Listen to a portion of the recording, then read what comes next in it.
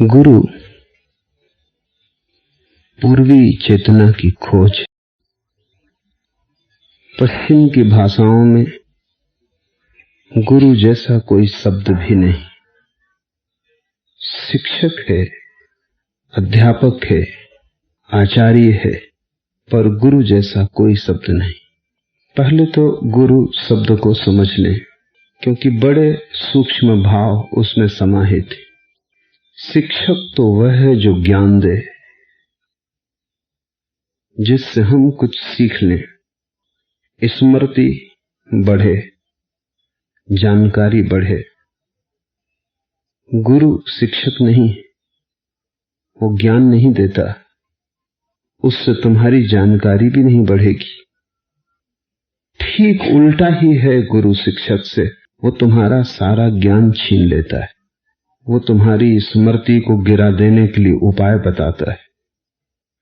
वो पहले तुम्हें परम अज्ञानी बना देता है, क्योंकि जैसे ही तुम परम अज्ञान की प्रतीति से भर जाओ, वैसे ही परमात्मा के द्वार खुल जाते, क्योंकि वे द्वार उसके लिए ही खुलते हैं जो नहीं जानता है। जो जानता है कि मैं नहीं जानता हूं, बस उसी के लिए वे द्वार खुलते हैं। जिसे ख्याल है कि मैं जानता हूं, उसके लिए परमात्मा के द्वार सदा बंद है। परमात्मा के कारण नहीं, उसके जानने की भ्रांति के कारण ही। इससे बड़ा कोई अहंकार नहीं है कि मैं जानता हूं। क्या जानते हैं आप? जो भी जानते हैं कचरा है। वो कचरा भी अपना नहीं है, वो भी उधार है, वो भी किसी से सीखा है। इस कचरे के बोझ को हम पांडित्य कहते हैं। इस बोझ को हम ढोते रहें, ये पत्थर की तरह हमारी छाती पर बढ़ता जाएगा, लेकिन ये बोझ कभी पंख नहीं बन सकता। इससे तुम परमात्मा के आकाश में उड़ न सकोगे। इससे मोक्ष का कोई भी संबंध नहीं, क्योंकि मोक्ष के लिए तो निर्भर होना जरूरी। सब बोझ हट जाए तो ही पंख उन्मुक्त आकाश में प्रवेश कर सकते। और ज्ञान से बड़ा कोई बोझ नहीं। तुम जानते हो, वही तुम्हारी मुसीबत है, वही तुम्हारा बंधन है। और अहंकार जल्दी मान लेता है कि मैं जानता हूं, क्योंकि अहंकार को यह मानना कि मैं अज्ञानी हूं बड़ी पीड़ा से भरी बात है। इसलिए सुकरात ने कहा है, जब कोई ज्ञानी हो जाता है तो पहली बात तो यही जानता है कि मैं नहीं जानता हूं। तब द्वार खुलते। वे द्वार भी ज्ञान के नहीं, वे द्वार भी अनुभव के। जब कोई अनुभव कर लेता है कि मैं नहीं जानता हूं, तभी तो शिष्य होने की क्षमता आती। अगर थोड़ी सी भी समझ लेके तुम मेरे पास आए हो, तो तुम ना समझ ही वापस लौट जाओगे। तुम्हारी समझ ही तो बाधा हो जाएगी। तुम मुझे मौका ही न दोगे कि मैं तुम्हारे भीतर जा सकूं। दरवाजे पर तुम्हारी समझदारी खड़ी। समझदारी का हटना जरूरी है। तुम जो भी जानते हो उसका हटना जरूरी है, क्योंकि एक बात तो तय है कि तुम्हारे जानने से न तो तुम्हें सत्य मिला, न तुम्हें जीवन मिला, न तुम्हें प्रकाश मिला। इस जानने से तुमने पाया क्या है? इस जानने से तुमने सिवाय अहंकार के और कुछ भी नहीं पाया है। इस जानने से ये अकड़ मिली कि मैं जानता हूं, और ये अकड़ बिल्कुल थोथी है। और ये अकड़ वैसी है जैसे रस्सी जल जाए, उसमें अकड़ होती है। इस अकड़ में कोई शक्ति भी नहीं है, क्योंकि इस जानने से कुछ भी तो जीवन सघन नहीं होता, प्रगाढ़ नहीं होता। इस जानने से तुम कहीं भी तो पहुंचते नहीं हो। इस जानने से ही उल्टे तुम भटकते हो। न जानने वाला बैठ जाएगा, चलेगा नहीं, क्योंकि वो कहेगा मुझे पता नहीं कहां जाऊं, रास्ता कहां मुझे पता नहीं, मंजिल कहां मुझे पता नहीं। तो उचित यह है कि बैठ ही जाऊं जब तक पता नहीं। कम से कम न जानने वाला भटकेगा नहीं। जानने वाले के पास नक्शे, जानकारी, वो उनकी वजह से बड़ी यात्राओं पर निकल जाता है। और जितनी लंबी यात्रा पर तुम जाओगे, उतने ही स्वयं से दूर निकल जाओगे। अज्ञानी बैठ जाएगा, बैठ के ही पालेगा, क्योंकि जिससे तुम खोज रहे हो वो भीतर छिपा है। वो कहीं बाहर होता तो नक्शे साथ दे सकते थे, शास्त्र काम आ सकते थे। कोई शास्त्र काम ना आएगा। शिक्षक शास्त्रों को हस्तांतरित करता है। समाज ने जो जानकारी इकट्ठी की है सदियों सदियों में, शिक्षक उसको नई पीढ़ी को देता है। शिक्षक कड़ी है दो पीढ़ियों के बीच में, गुरु शिक्षक नहीं। गुरु हमेशा जो भी तुम्हें समाज ने दिया है उसे छीन लेता है और तुम्हें समाज मुक्त कर देता है। गुरु तुम्हें ज्ञान से मुक्त करता है, उस तथाकथित ज्ञान से जिससे तुम भरे हो। गुरु तुम्हें निर्भर करता है। इसलिए गुरु के पास सीखने नहीं जाना पड़ता, गुरु के पास अन्न सीखने जाना पड़ता है। श्री रमन को किसी ने कहा मुझे कुछ सिखाएं, कुछ शिक्षा दे। रमन ने कहा तो फिर कहीं और जाओ, यहां तो अनलर्निंग, अन सीखना करना हो तो ही आओ। यहां तो हम मिटाते हैं, पहुंचते हैं। यहां हम तुम्हारे चेतना के आकाश पर कुछ लिखना नहीं चाहते, काफी लिख गया है, उसी को साफ करना चाहते। यहां हम तुम्हें खाली करेंगे, भरेंगे नहीं। भरे तो तुम काफी हो, वही तो तुम्हारी विपदा है।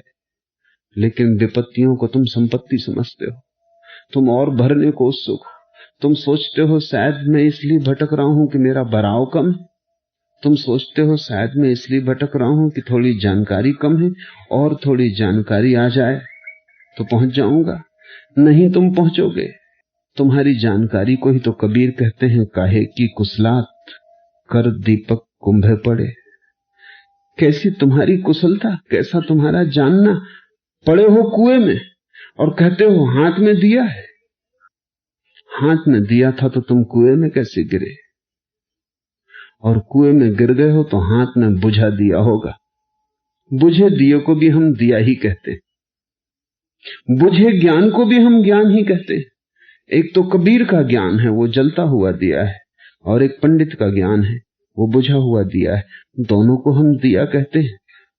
बुझे को दिया कहना नहीं चाहिए, भाषा की भूल है। उधार ज्ञान को ज्ञान कहना नहीं चाहिए, भाषा की भूल है। लेकिन अपना ज्ञान तो कभी कभी घटित होता है करोड़ों में, तो एक को छोड़कर बाकी का क्या होगा। वे बाकी भी मानना चाहते हैं कि ज्ञानी है। उस मानने से बड़ी तृप्ति मिलती, उस मानने से कुछ भी नहीं मिलता, सिर्फ एक तृप्ति मिलती है कि मैं भी जानता हूं।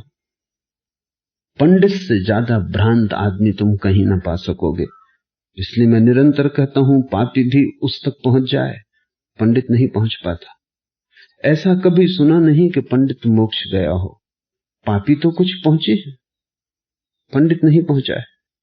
क्योंकि पांडित्य सबसे बड़ा पाप है, बाकी सब पाप छोटे। क्यों? एक चोर है, उसने किसी का धन चुरा लिया, ये पाप है। ये पाप बहुत बड़ा नहीं क्योंकि धन मिट्टी है, और ये पाप बहुत बड़ा नहीं क्योंकि कितना धन चुराया होगा, और ये पाप बहुत बड़ा नहीं क्योंकि धन को चुराने वाले को ये लगता ही रहता है कि मैंने बुरा किया। उसके अहंकार की भर्ती नहीं होती, इससे अहंकार में कांटा छिदता है। फिर एक आदमी ने ज्ञान चुरा लिया, पंडित यानी जिसने ज्ञान चुरा लिया।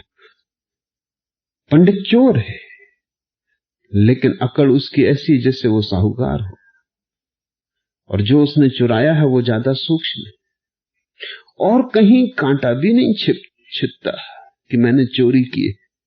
चोर को तो कांटा छिदता है, वही कांटा उससे मोक्ष ले जा सकता है। पंडित को कांटा भी नहीं छिदता। पंडित तो फूल पर सवार है, वही फूल उसे डुबाएगा, वही संघातक है। तो पहली बात, गुरु ज्ञान देता नहीं, तुम्हारे ज्ञान को छीन लेता है। गुरु तुम्हें भरता नहीं, खाली करता है। गुरु तुम्हें शून्य बनाता है, क्योंकि शून्य में ही पूर्ण का आगमन हो सकता है। गुरु तुम्हें खाली करता है ताकि परमात्मा के लिए जगह हो सके। इसलिए गुरु और शिक्षक में बुनियादी भेद है। दूसरी बात, शिक्षक शब्द का प्रयोग करेगा, क्योंकि शब्द ही वहां माध्यम है। कुछ भी कहना हो, कुछ भी देना हो, कुछ भी ज्ञान हस्तांतरित करना हो, तो शब्द ही माध्यम है। गुरु शब्द का उपयोग करेगा, लेकिन भली भांति जानते हुए कि शब्द केवल भूमिका है, सत्य उससे दिया नहीं जा सकता। शिक्षक शब्द पर पूरा हो जाता है, गुरु निशब्द पर पूरा होता है। गुरु भी शब्द से शुरू करता है, इसलिए भ्रांति का डर है कि हम शिक्षक को गुरु समझ लें, गुरु को शिक्षक समझ लें। शब्द से शुरू करना ही होगा, क्योंकि तुम जहां हो वहीं से यात्रा शुरू हो सकती है। तुम अगर बीमार हो तो औषधि से शुरू करना पड़ेगा, लेकिन औषधि अंत नहीं, स्वास्थ्य अंत है। और स्वास्थ्य का अर्थ यह है कि जहां औषधि की कोई जरूरत न रह जाए। तुम बीमार हो, शब्दों से बीमार हो, शब्द से ही शुरू करना पड़ेगा, लेकिन लक्ष्य होगा निशब्द। शिक्षक शब्द ही से शुरू करता है, शब्द ही लक्ष्य। गुरु शब्द से शुरू करता है, लेकिन शब्द लक्ष्य नहीं, निशब्द। गुरु शब्द का उपयोग करता है तुम्हारे शब्दों के निषेध के लिए। एक कांटा लगा हो तो हम दूसरे कांटे से पहले कांटे को निकालते हैं। गुरु शब्द का ऐसा ही उपयोग करता है। शब्द के कांटे लगे हैं, दूसरे शब्दों के कांटों से उन्हें निकालता है। लेकिन गुरु तुम्हारे पीछे छूट गए घाव में नए कांटे को नहीं रख देता कि ये कांटा बड़ा प्यारा है, कि इस कांटे ने बड़ी कृपा की, कि इसी कांटे की वजह से पुराना कांटा निकला।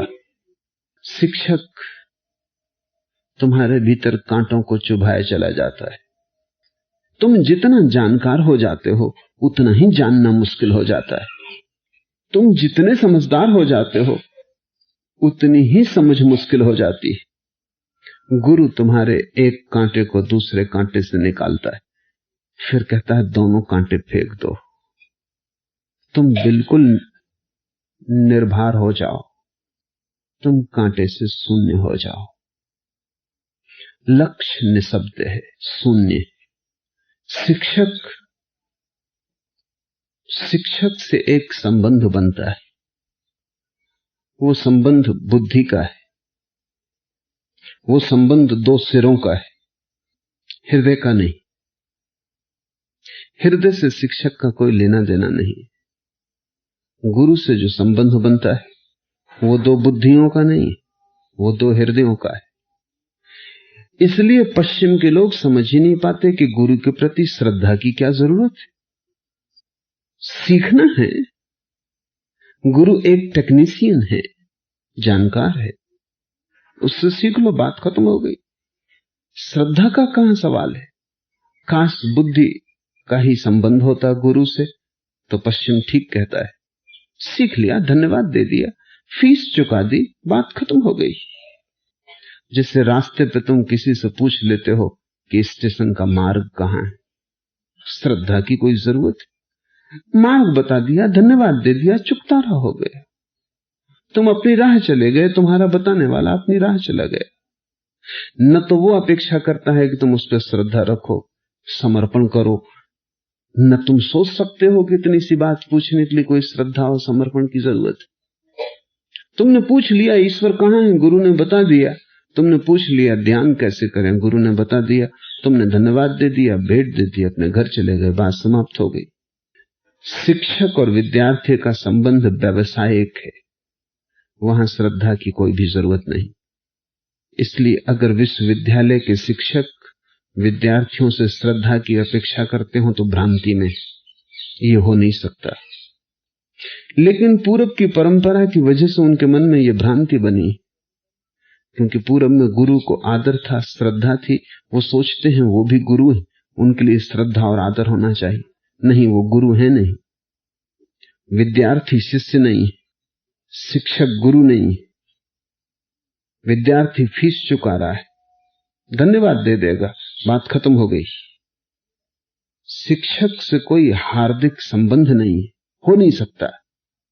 लेकिन भारत में गुरु के प्रति सम्मान का भाव इतना पुराना है कि विश्वविद्यालय का शिक्षक भी सोचता है कि मैं गुरु, बिना इस बात की फिक्र किए कि गुरु की गुरुता कहां, बिना इस बात की चिंता किए कि गुरु होना साधारण आदमी के बस की बात नहीं। क्योंकि गुरु तो वही हो सकता है जो उस गुरुता को उपलब्ध हो गया, जो अंतिम महिमा को उपलब्ध हो गया, जिसने परम सत्य को जान लिया, वही गुरु हो सकता है। जिसको जानने को कुछ शेष ना रहा, जिसके होने में अंतिम घटना घट गई, जो समाधिस्थ हुआ, जिसके लिए परमात्मा पारदर्शी हो गया, जो परमात्मा से एक हो गया, जिसमें वो परमात्मा में रत्ती भर भेद ना रहा, गुरु वो है। शिक्षक और विद्यार्थी में जो फर्क है वो परिमाण का है, मात्रा का है, गुण का नहीं, क्वालिटेटिव नहीं, क्वांटिटेटिव। गुरु थोड़ा ज्यादा जानता है, शिष्य थोड़ा कम जानता है, ऐसा आप सोचते नहीं। गुरु और शिष्य के बीच जो भेद है कम ज्यादा का नहीं, गुरु और शिष्य के बीच मात्रा का भेद नहीं है, गुण का भेद है। गुरु कहीं और है, शिष्य कहीं और है। दो अलग लोकों में उनका निवास है, दो अलग आयाम में वे जीते हैं, उनका अस्तित्व भिन्न है।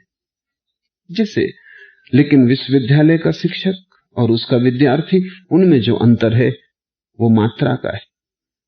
शिक्षक थोड़ा ज्यादा जानता है, विद्यार्थी थोड़ा कम, और इसलिए अगर विद्यार्थी थोड़ा कुशल हो तो कोई कठिनाई नहीं कि शिक्षक से ज्यादा जान सके, कोई भी कठिनाई नहीं, मात्रा का ही फर्क है।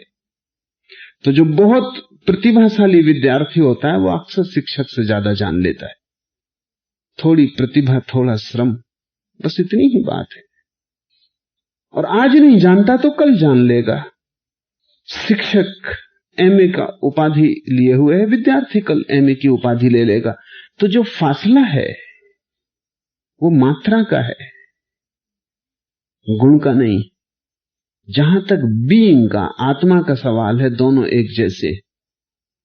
जहां तक स्मृति का सवाल है, दोनों में फर्क है। एक के पास ज्यादा, एक के पास कम, लेकिन इसमें गुणवत्ता क्या है, गुरुता क्या है? गुरु और शिष्य के बीच जो फासला है वो क्वालिटेटिव है, वो गुण का है। गुरु कहीं और, शिष्य कहीं और, ये मात्रा का भेद नहीं है। ये तो पूरा का पूरा शिष्य का जब रूपांतरण होगा तभी ये भेद टूटेगा। ये भेद सीखने से टूटने वाला नहीं, जन्मों जन्मों तक शिष्य सीखता रहे तो भी टूटेगा नहीं। और ये भी हो सकता है कि जानकारी की दुनिया में गुरु से ज्यादा भी जान ले तो भी नहीं टूटेगा। इसमें क्या कठिनाई है? बुद्ध से ज्यादा कोई भी जान सकता है। सच तो यह है कि आज विश्वविद्यालय में पढ़ने वाला एक विद्यार्थी बुद्ध से ज्यादा जानता है। कबीर की जानकारी क्या है? कबीर से ज्यादा तो कोई भी जानता है। कबीर को न तो पता था आइंस्टीन का, न पता था हेजनबर्ग का, न कबीर को पता था हिरोशिमा नागासाकी में गिरने वाले एटम बम का। कबीर को पता ही क्या था? अगर पते की ही बात पूछते हो तो कबीर को अगर मैट्रिक की परीक्षा में बिठा दो तो तुम सोचते हो एकदम पास हो जाएंगे।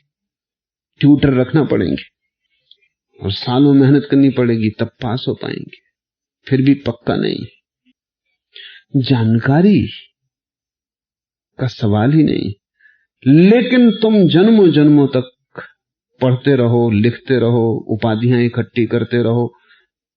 25 उपाधियां इकट्ठी कर लो, विश्वविद्यालय तुम्हें सम्मानित करें डीलिट से, तो भी तुम कबीर एक कण भी ना पा सकोगे। तुम्हारी तो बात दूर, तुम्हारा आइंस्टीन भी कबीर के एक कण को नहीं पा सकता। आइंस्टीन भी मरते वक्त इसी पीड़ा से मरता है कि मैं बिना कुछ जाने मर रहा हूं। ये रहस्य जगत का अछूता रह गया। और आइंस्टीन कितना जानता है? मनस्विद कहते हैं कि आइंस्टीन जितना जानता है शायद मनुष्य जाति के इतिहास में इतना किसी आदमी ने कभी नहीं जाना, जानकारी का जहां तक संबंध। खुद आइंस्टीन चकित था कि इतनी जानकारी मेरे भीतर बनी कैसे रहती। तो मरते वक्त वसीयत कर गया कि मेरे सिर की वैज्ञानिक जांच की जाए, मस्तिष्क की। तो मस्तिष्क प्रयोगशाला में रखा हुआ है और जांच चल रही। अनूठा मस्तिष्क है, उसकी जानकारी बड़ी, लेकिन आत्मा वही है जहां तुम्हारी है, उसमें कोई फर्क नहीं। तो दो बातें ख्याल कर लें। एक तो जानकारी का गुणात्मक, परिमाणात्मक विस्तार, और एक आत्मा का गुणात्मक विस्तार।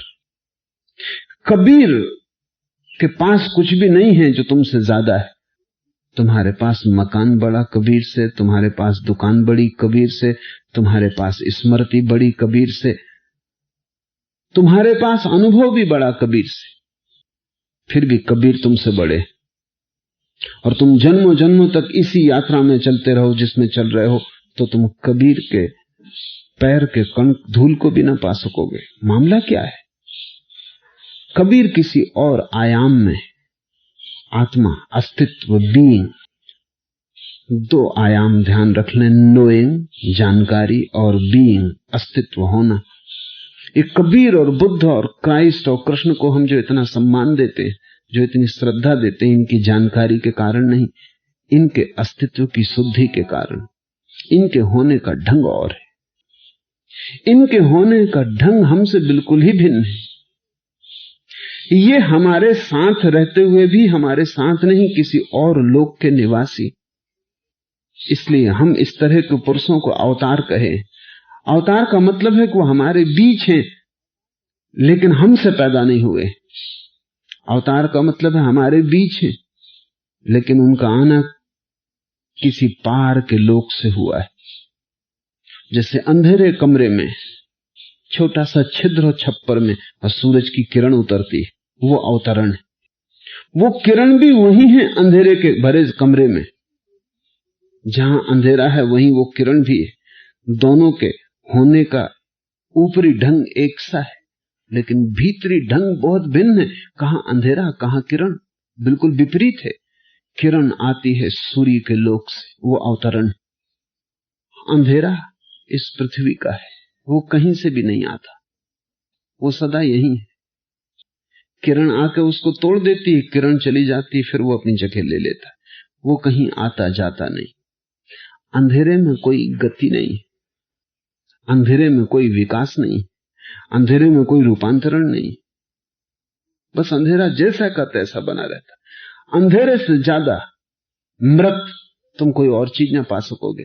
पत्थर भी थोड़ा हिलता डुलता है, पहाड़ भी सरकते, महाद्वीप भी यात्रा करते, पहाड़ भी बढ़ते हैं, छोटे बड़े होते, उनमें भी गति है और जीवन है। अंधकार इस जगत में सबसे भयंकर मृत्यु है, इसलिए हम सारी दुनिया में मृत्यु को अंधकार की तरह चित्रित करते हैं। यमदूत हों, मृत्यु के देवता हों, उनको हम काला चित्रित करते हैं। उसके पीछे कारण है क्योंकि अंधेरे से ज्यादा जीवन शून्य और कुछ भी नहीं। वो हिलता डुलता भी नहीं, बढ़ता घटता भी नहीं, बस वैसे ही का वैसा पड़ा है। जहां के तहां किरणें आती हैं, छेद देती हैं, किरणें चली जाती हैं, वो फिर वापस घना हो जाता है अपनी जगह। अवतरण कहते हैं हम उस घटना को कि कोई हमारे पड़ोस में ही बैठा हो फिर भी हमारे पास ना हो। कबीर तुम्हारे पास ही बैठे हो तो भी तुम्हारे पास नहीं, परमात्मा के पास, तुमसे बहुत दूर। ये उनके परमात्मा के पास होना ही उनकी महत्ता है। तो गुरु और शिष्य के बीच गुणात्मक भेद है, शिक्षक और विद्यार्थी के बीच परिमाणात्मक भेद है। शिक्षक और विद्यार्थी के बीच किसी तरह की श्रद्धा अपेक्षित नहीं। गुरु और शिष्य के बीच बिना श्रद्धा के कुछ भी घटेगा नहीं, क्योंकि गुरु और शिष्य हृदय से जुड़े। हृदय यानी प्रेम, और प्रेम का जो परम रूप है उसका नाम है श्रद्धा। प्रेम का जो शुद्धतम रूप है उसका नाम है श्रद्धा, जहां वासना खो गई बिल्कुल। प्रेम का जो निकृष्ट रूप है वो है काम। तो प्रेम के तीन रूप हैं। एक काम, वो निकृष्ट रूप है जहां प्रेम नाम मात्र को है 1%, 99% वासना। फिर एक मध्य का तल है जहां 50-50% है, जहां प्रेम और वासना बराबर बराबर है। हमारे जीवन में अगर हमें इस दूसरे प्रेम का भी पता चल जाए तो बहुत बड़ी घटना है। फिर एक तीसरी घटना है जहां वासना 1% रह गई और प्रेम 99% है। उस अवस्था का नाम श्रद्धा है। कौन सी वासना बचती है श्रद्धा में? 1% मुक्त होने की वासना, बस। 99% जहां वासना है और 1% प्रेम, वहां कौन सा प्रेम है? बंधने का प्रेम, किसी से बंधे हुए होने की आकांक्षा। 1% प्रेम है बंधन का, अकेले होने में डर है, किसी से बंधा रहूं, कोई संगी साथी हो। 99% शोषण है, बस वो 1% प्रेम है कि बंधा रहूं, बंधन। इसलिए हम अगर विवाह को बंधन कहते हैं तो ठीक ही कहते, बस वहां उतनी प्रेम है जितनी रस्सी बांधने के लिए जरूरी है। बाकी 99% एक दूसरे का शोषण। श्रद्धा में शोषण बिल्कुल खो गया, बस 1% वासना बची है, और वो वासना इतनी ही है कि उतनी देर तक बंधा रहूं जितनी देर तक मुक्ति का मार्ग न मिल जाए। जैसे मुक्ति का मार्ग मिला, मुक्ति की घटना घटी, वो बंधन भी टूट जाता है, शिष्य उसी क्षण गुरु हो जाता है। श्रद्धा का अर्थ है अनन्य प्रेम। अब थोड़ा समझ लेना जरूरी है, जहां वासना होती है वहां तो कारण भी होता है, कारण की वजह ही हम प्रेम करते हैं। एक स्त्री सुंदर है, उसके व्यक्तित्व से हमारा मेल खाता, उसकी आंखें हमें पसंद हैं, उसकी वाणी मधुर है, कारण है। ये प्रेम सदा नहीं रह सकता, क्योंकि कारण कल खो जाएंगे। स्त्री बूढ़ी होगी, वाणी कर्कश हो जाएगी, चेहरा दीनहीन हो जाएगा, चमड़ी सिकुड़ जाएगी, सौंदर्य खो जाएगा। तब कैसे प्रेम टिकेगा? क्योंकि कारण से था, कारण खो गए। इसलिए अक्सर प्रेम शुरू तो होता है लेकिन टिकता नहीं, फिर हम ढोते, फिर हम सिर्फ अभिनय करते। वास्तविक तो कभी का खो गया होता, लेकिन ये मानने में भी पीड़ा होती है कि अब प्रेम नहीं है, तो हम उसको संभाल के चलते हैं, एक दूसरे को धोखा देते रहते हैं। इसलिए हमारी जिंदगी में इतना धोखा है, क्योंकि जहां प्रेम भी धोखा होगा वहां और क्या होगा जो धोखा ना हो। श्रद्धा अकारण है, प्रेम में तो कारण है क्योंकि वासना है 99%। श्रद्धा तो बिल्कुल अकारण होगी, क्योंकि 1% वासना है, वो मुक्त होने की वासना है। तो श्रद्धा कैसे पैदा होगी? और अकारण का अर्थ है अतर्क होगी। इसलिए तुम श्रद्धा के लिए उत्तर नहीं दे सकते। अगर किसी की मुझ में श्रद्धा है तो मुझसे पूछो, वो तुम्हें संतुष्ट न कर सकेगा। यह हो सकता है कि तुम उसे संतुष्ट कर दो कि गलत है तुम्हारी श्रद्धा, तुम 25 तर्क दे के खंडित कर सकते हो उसकी श्रद्धा, लेकिन वो अपनी श्रद्धा के संबंध में एक भी तर्क ना दे पाए। और अगर वो समझ गया है श्रद्धा का सार, तो वो तर्क देने की कोशिश भी ना करेगा। और अगर श्रद्धा का रस चख लिया है उसने, तो वो हंसेगा तुम्हारे तर्कों पर, और तुम्हें उसका व्यवहार अतर्क मालूम पड़ेगा, क्योंकि तुम 25 तर्क दे रहे हो जो श्रद्धा को खंडित कर सकते हैं। लेकिन वो तुम्हारे कोई तर्क उस पर कोई असर नहीं करते। तर्क पढ़ते हैं उस पर, वो गिर जाते। श्रद्धा अतर्क है, होती है तो होती है, नहीं होती तो नहीं होती। कोई चेष्टा करके श्रद्धा नहीं ला सकता। इसलिए तुम कैसे गुरु को चुनोगे? तुम लाख उपाय करो, तुम श्रद्धा थोड़ी पैदा कर सकते हो। इसलिए गुरु को चुनने का एक ही उपाय है, और वो ये है कि गुरु तुम्हें चुन ले। तुम कैसे चुनोगे? पर तुम गुरु को चुनने में बाधा डाल सकते हो। इसलिए शिष्य की होने की एक ही कला है कि वो उपलब्ध रहे। वो चुन नहीं सकता, कोई कारण नहीं है चुनने का, कोई तर्क नहीं है चुनने का। और अगर तर्क से तुम चुनते हो तो जानना वो श्रद्धा नहीं, वो बुद्धि का ही खेल है। तुम कहते हो ये आदमी जो कहता है ठीक कहता है, इसलिए इसको हम अपना गुरु बनाते, तो तुमने गुरु चुना ही नहीं, तुम शिक्षक की ही तलाश कर रहे हो। अभी तुमने देखा कि इस आदमी का आचरण ठीक है। तुम कौन हो? कैसे तुम आचरण जानोगे कि ठीक क्या है गलत क्या है? काश तुम्हें ठीक और गलत का ही पता होता, तो तुम खुद ही गुरु थे, तुम्हें कोई खोजने की जरूरत न थी। तुम कैसे चुनोगे कि इसका आचरण ठीक है? समाज ने जो तुम्हें सिखाया है कि क्या ठीक है, क्या गलत है, क्या नीति है, क्या अनीति है, वही समाज का सिखावन तुम इस पर लगाओगे। तुम ज्ञान के माध्यम से गुरु को चुन रहे हो, श्रद्धा के माध्यम से नहीं। तो तुम उसी को गुरु चुन लोगे जिसको तुम सोचते रहे हो कि गुरु होना चाहिए। अगर तुम जैन घर में पैदा हुए हो तो यह आदमी उपवास करता है, एक बार खाना खाता है, रात भोजन नहीं लेता, पानी नहीं छूता, रात गर्म पानी पीता है, चुन लोगे, गुरु का काम पूरा हो गया। इतनी सस्ती होती परीक्षा काश कि पानी पीने से तुम पता लगा लेते। तो अगर ये ठंडा पानी पी रहा है तो बात खत्म हो गई। दिगंबर जैन मुनि स्नान नहीं करते, तो दिगंबर अगर तुम स्नान करते हो तो बात खत्म हो गई। एक घर में मैं रुका था, मैं दिन में 2 दफे स्नान करता हूं।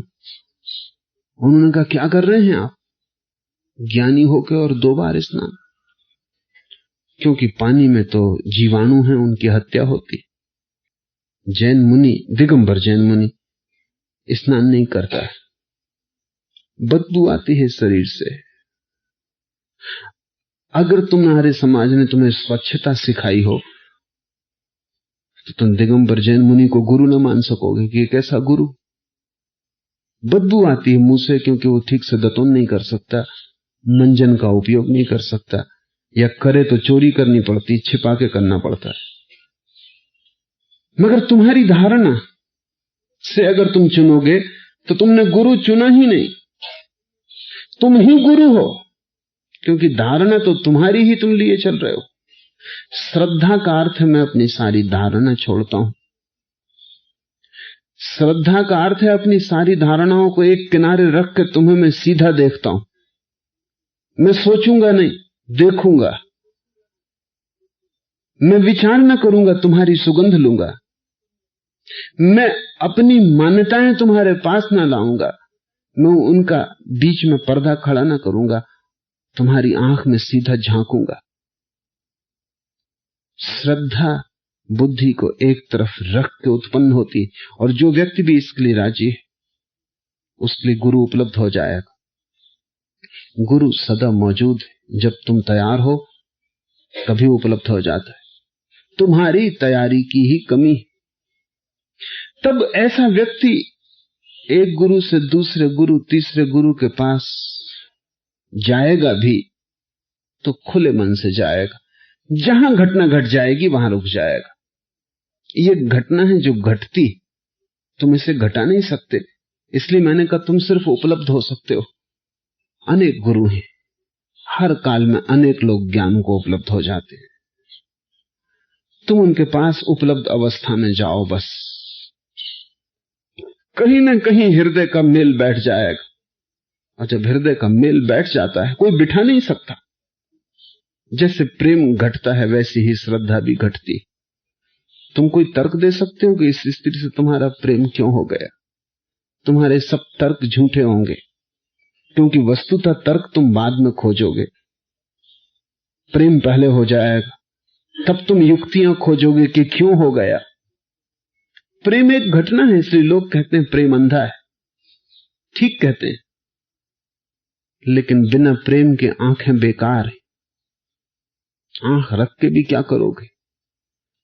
अंधा प्रेम भी चुनने जैसा है, क्योंकि अंधे प्रेम के पास भी देखने की एक क्षमता है जो तुम्हारी आंखों के पास नहीं है। श्रद्धा भी अंधी है। यही तो अर्थ है उसका अतर्क होने का। होती तो होती है, नहीं होती तो नहीं होती। तुम्हारे किए कुछ भी ना होगा। तुम सिर्फ उपलब्ध रहो, गुरुओं की सन्निधि में रहो, सत्संग में जाओ, उनकी संगत में बैठो, कहीं घट जाएगा। और जब घट जाए तब तुम पाओगे कि तुम्हारे पास कहने को कुछ भी नहीं है। तुम कोई तर्क ना दे सकोगे, क्योंकि तुम्हारे तर्क को खंडित करने के 25 उपाय किए जा सकते हैं। अगर कबीर को तुम कहो कि मेरे गुरु हैं, तो जैन कहेगा ये कैसे तुम्हारे गुरु हो सकते? इनकी पत्नी है और बच्चा है, ये ब्रह्मचारी नहीं, और अभी भी इन्हें पत्नी बच्चे को नहीं छोड़ा है। ये कैसे गुरु हो सकते हैं? ये अभी भी कपड़ा बनाते और बेचते। नहीं, ये गुरु नहीं हो सकते। तो कबीर के बगल में भी जैन बसा रहे तो भी कबीर से कोई संबंध न जुड़ेगा। सूफी फकीर, अगर तुम उनसे कहो कि ये महावीर ज्ञान को उपलब्ध हो गए, हमारे गुरु हैं, तो सूफियों को मानने वाले उनको गुरु नहीं मानेंगे। वो कहेंगे कि गुरु तो सदा अपने को छिपाता है, ये नग्न होकर घूम रहे हैं, तो प्रकट होने का ढंग है। गुरु तो अपने को ऐसा छिपा लेता है कि खोजने वाला बमुश्किल खोज पाता है। गुरु जाहिर नहीं करता, क्योंकि गुरु कोई संसार की घटना नहीं, वो सिर्फ उसी के लिए है जिसको परमात्मा की तलाश है, और जिसको परमात्मा की तलाश है गुरु कहीं भी छिपा हो वो खोज लेगा। हिंदुओं ने महावीर का उल्लेख भी नहीं किया अपने शास्त्रों में, जैसे ये आदमी हुआ ही नहीं। क्यों करें इसका उल्लेख? क्योंकि ये उन्हें गुरु मालूम ही ना पड़ा। धारणाएं अतः अड़चने हो जाती हैं। एक भक्त से मैं बात कर रहा था, ज्ञानी है, पंडित है, जीसस की बात चल पड़ी तो उन्होंने कहा कि और कुछ भी हो, मैं जीसस को अवतार नहीं मान सकता, क्योंकि अवतार फांसियों पर नहीं मरते। निश्चित ही न तो राम फांसी पे मरे हैं, न बुद्ध फांसी पे मरे हैं, तो जीसस फांसी पे मरे हैं। और फिर उन्होंने कहा कि फिर ये भी बात ध्यान रखनी चाहिए कि आदमी अपने कर्मों का फल भोगता है। कर्म का सिद्धांत, जरूर जीसस ने कोई पाप कर्म किए होंगे अतीत में, उन्हीं का फल भोग रहे हैं सूली पे लटके।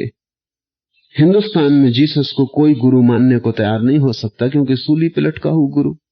जैन कहते हैं कि महावीर अगर रास्ते पे चलते हो, कांटा सीधा पड़ा हो तो तत्क्षण उल्टा हो जाता है, क्योंकि महावीर के कर्म इतने शुभ कि कांटा चुभ कैसे सकता है, क्योंकि दुख तो अपने ही कर्मों के कारण होता है।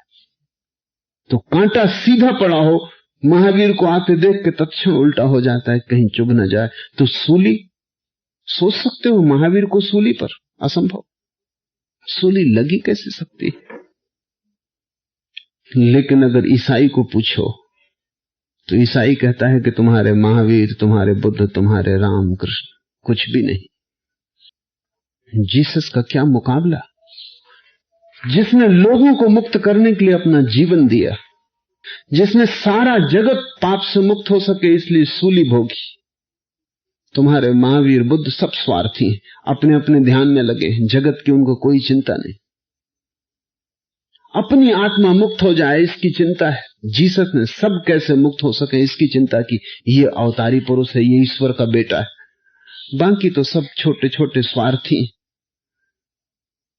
कैसे तय करोगे कौन गुरु है? तय करने का कोई उपाय नहीं, तुम सिर्फ उपलब्ध होना। अगर तुम उपलब्ध रहे तो तुम अचानक किसी दिन पाओगे किसी व्यक्ति के निकट श्रद्धा का जन्म हुआ, एक फूल खिला तुम्हारे भीतर जो अतर्क है,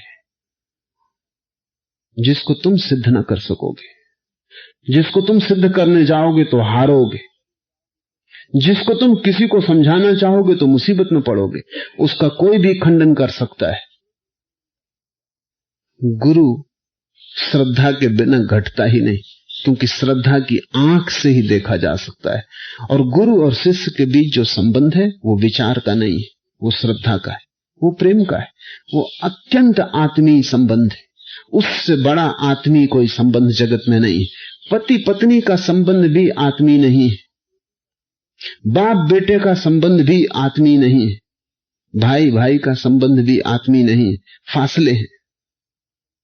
क्योंकि सारे संबंध शरीर के हैं। तुम्हारे पिता हैं, क्यों? क्योंकि उनके शरीर से तुम पैदा हुए हो, और क्या संबंध है? तुम्हारी मां है, क्यों?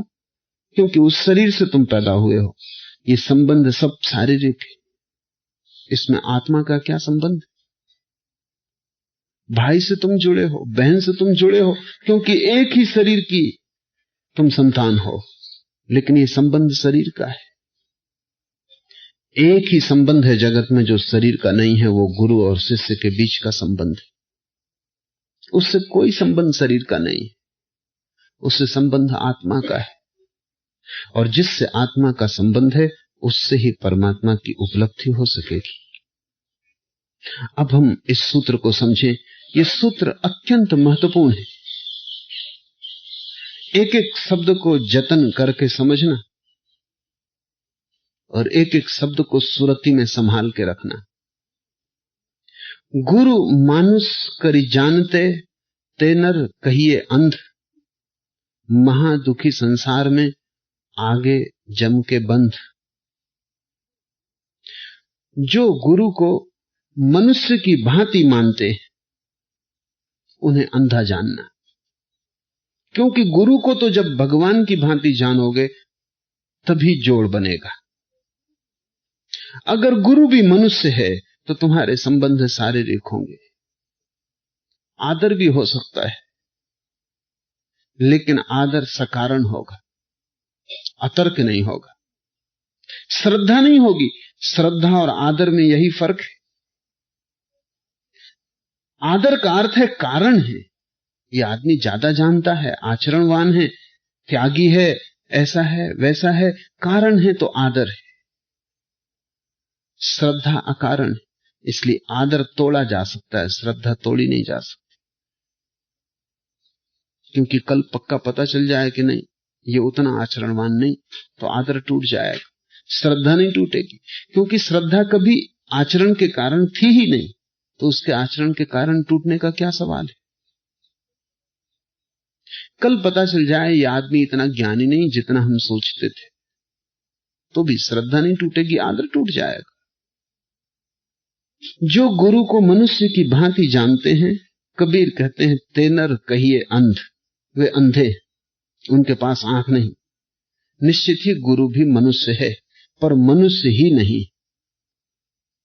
मनुष्य तो है ही, हमारे जैसा शरीर है, हमारे जैसी भूख लगती, हमारे जैसी प्यास लगती, धूप आए तो पसीना आता, मनुष्य तो है ही। इन अंधों को समझाने के लिए बड़ी कहानियां गढ़नी पड़ी। तो जैन कहते हैं कि महावीर को पसीना नहीं आता, ये अंधों को समझाने के लिए। महावीर को पसीना आएगा ही, प्लास्टिक के बने हो तो बात अलग। पसीना स्वाभाविक है। लेकिन ये कहानी क्यों गढ़नी पड़ रही? ये कहानी गढ़नी पड़ रही क्योंकि अगर पसीना आएगा तो भक्त कहेगा फिर मनुष्य ही है। महावीर पाखाना नहीं जाते। इससे बड़ी कब्जियत, महाकब्जियत दुनिया में कभी हुई ही नहीं। लेकिन भक्त को समझाने के लिए महावीर को फंसाना पड़ता, क्योंकि अगर महावीर भी पाखाना जाते हैं तो फिर हम जैसे ही हैं। फिर भेद क्या? भेद खड़ा करने के लिए। लेकिन उस भेद से क्या फर्क पड़ेगा? ज्यादा से ज्यादा आदर पैदा होगा, श्रद्धा नहीं हो सकती। श्रद्धा तो तभी होगी जब महावीर को पसीना भी निकलता हो, भूख भी लगती हो, महावीर बीमार भी पड़ते हो, फिर भी तुम उनमें परमात्मा को देख पाओ, तभी श्रद्धा पैदा होगी। शरीर तो घर है, और शरीर तो वैसा ही है जैसा तुम्हारा है, नहीं तो महावीर मरेंगे कैसे, पैदा ही कैसे होंगे? शरीर तो ठीक तुम्हारे ही जैसा है, लेकिन तुमने अपने को शरीर ही मान रखा है और महावीर ने अपने को उसके ऊपर जान लिया है। तुम अपने शरीर के साथ जुड़े हो, तादात्म्य हो गया है, महावीर अतिक्रमण कर गए। वो शरीर में है लेकिन शरीर ही नहीं है। मिट्टी का दिया है लेकिन ज्योति मिट्टी नहीं है। तुम्हें अगर दिया ही दिखाई पड़ा तो तुम अंधे हो, कबीर कहते हैं। ज्योति को देखना, वो ज्योति निश्चित ही, उस ज्योति में कोई पसीना नहीं आता, उस ज्योति में कोई दुर्गंध भी नहीं, उस ज्योति को भूख भी नहीं लगती, प्यास भी नहीं लगती। लेकिन वो ज्योति को, दिए को तो प्यास भी लगेगी, तेल की भी जरूरत होगी, थकेगा भी, टूटेगा भी, मरेगा भी। गुरु मानुष करी जानते, ते नर कहिए अंध। जो लोग गुरु को भी मनुष्य की भांति देखते हैं वे अंधे। अंधे इसलिए हैं कि कोई संबंधी न जुड़ पाएगा। आंखें ऊपर उठाओ, मंसूर को सूली लगी, और जब मंसूर को सूली लगी तो वो हंस रहा था, किसी ने भीड़ में से पूछा कि मंसूर क्यों हंसते हो, क्या प्रसन्नता की बात? तो उसने कहा कि तुम कम से कम थोड़ी आंखें तो ऊपर उठा के देख रहे। सूली लगी थी तो वो ऊपर लटका था, लोगों को आंखें ऊपर उठा के देखना पड़ रहा था। तो मंसूर ने कहा मैं प्रसन्न हो रहा हूं कि चलो तुमने थोड़ी तो आंखें ऊपर उठा के देखी। मंसूर बड़ी प्रतीक की बात बोल रहा है, वो भीड़ समझी नहीं होगी, वो भीड़ समझ ही नहीं सकती जो उसे सूली लगा रही, वो क्या खाक समझे होंगे। लेकिन मंसूर ने यह कहा कि अगर मेरी फांसी भी लग जाए और तुम थोड़ी सी आंख उठाकर देख लो तो काफी, तो फल मिल गया, पर्याप्त है। मेरी फांसी का सवाल नहीं है, तुम्हारी आंख थोड़ी ऊपर उठ जाए। गुरु को देखना शरीर में वो निश्चित है, लेकिन शरीर ही नहीं, श्रद्धा से ही देख पाओगे। जब भी तुम किसी को श्रद्धा से देखते हो तो शरीर खो जाता है। जब भी तुम किसी को बड़े गहन प्रेम से देखते हो तो शरीर खो जाता है। शरीर की जगह व्यक्तित्व, आत्मा, अस्तित्व का बोध होना शुरू हो जाता है। जब भी तुम किसी को प्रेम करते हो तो वहां मनुष्य नहीं होता, वहां परमात्मा होता है। साधारण जीवन में भी जब तुम किसी के प्रेम में पड़ जाते हो तो दूसरा व्यक्ति साधारण नहीं दिखाई पड़ता। प्रेम की आंख तत्क्षण असाधारण को उघाड़ देती। मजनू लैला के पीछे दीवाना है। उसके गांव के राजा ने उसे बुलाया और कहा तू पागल, ये लैला कुरूप है और साधारण है, क्यों फालतू परेशान हो रहा है? तुझ पे दया आती क्योंकि वो रोता है, चिल्लाता है, गांव गांव घूमता है, लैला लैला की रट लगाए रखता है। वो मंत्र, राजा को भी दया आ गई, लोग भी उसके लिए रोने लगे। राजा ने कहा कि मेरे महल से मैं लड़कियां बुलाता हूं, तुझे सुंदर से सुंदर लड़की चुन ले। राजा ने 1 दर्जन लड़कियां लाके खड़ी करनी, वे सुंदर तुम लड़कियां थी। लेकिन मंसूर ने देखा उसकी आंखों से आंसू टपक रहे हैं।